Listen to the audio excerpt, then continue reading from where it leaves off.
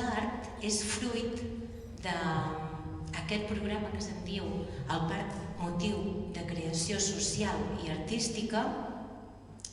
I d'on neix? Per què l'art vinculada amb el part? Doncs perquè és que el part està invisibilitzat i hem pensat quina millor manera que el part arribi de moltes formes diferents a la població, perquè de parts n'hi ha cada dia, crec que n'hi ha a tot el món i crec que n'hi ha des dels inicis. Llavors utilitzar com a vehicle l'art perquè el part estigués entre les persones ens va semblar que era una idea interessant. Soc llevadora i ser llevadora és una manera de viure, de ser i estar. A mi també m'hagués agradat tindre les mans aquest llibre quan jo estava embarassada, perquè realment estem acostumats a que el procés de part es tracta com un procés patològic, com un procés de malaltia, i això no és així. El parir és l'art de parir, és un procés natural, fisiològic, on si hi ha dones que en un altre món i en una altra cultura pareixen sota d'un arbre i després de parir continuen fent el que estaven fent fins al moment,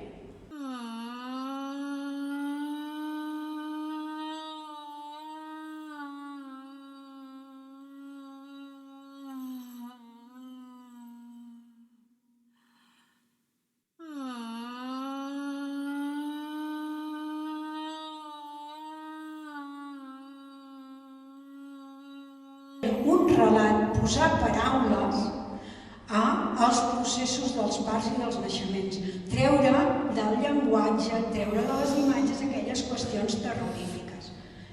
En aquest llibre ja veureu que les dones que s'expliquen i les il·lustradores que il·lustren hem mirat que les històries no recullin aspectes repetitius, sinó que cada un dels 54 relats siguin diversos.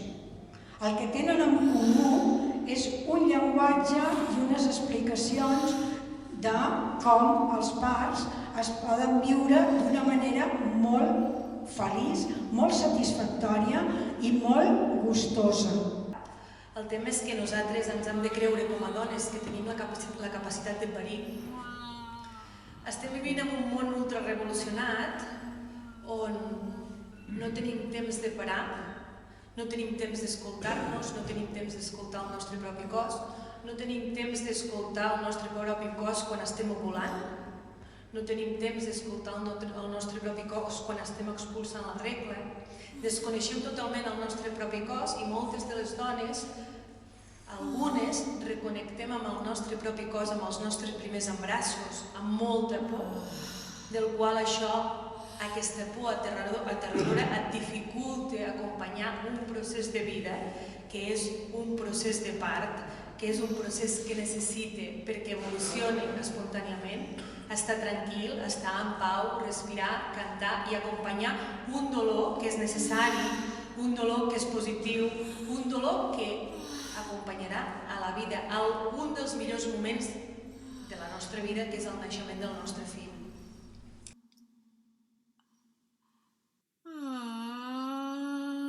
Estimant-me des de la matriu, amb la matriu penedida d'haver-me deixat sortir. El cos d'una dona dona entrada al món a cada criatura. Dones, homes, poden o no parir, però ser fills i filles ens iguala.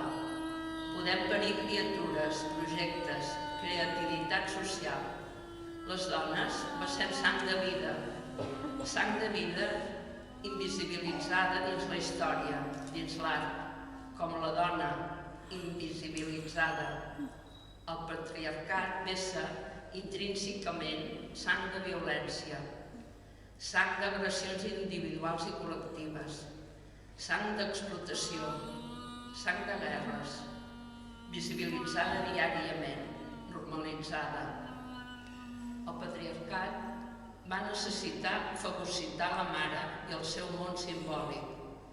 La cura, l'empatia, l'ajuda mútua, la sororitat, sexualitat, l'erotisme, la sensualitat, la solidaritat, la complicitat amb les criatures. De quin paradís ens expulsaren?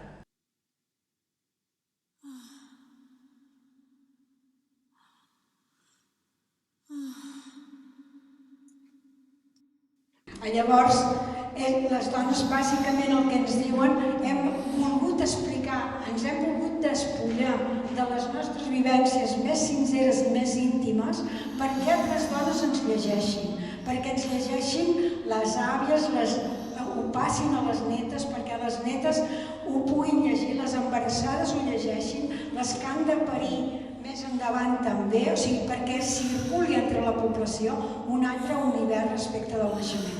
Perquè l'univers que tenim fins avui en dia no té res a veure amb un naixement respectat, atès, calmat.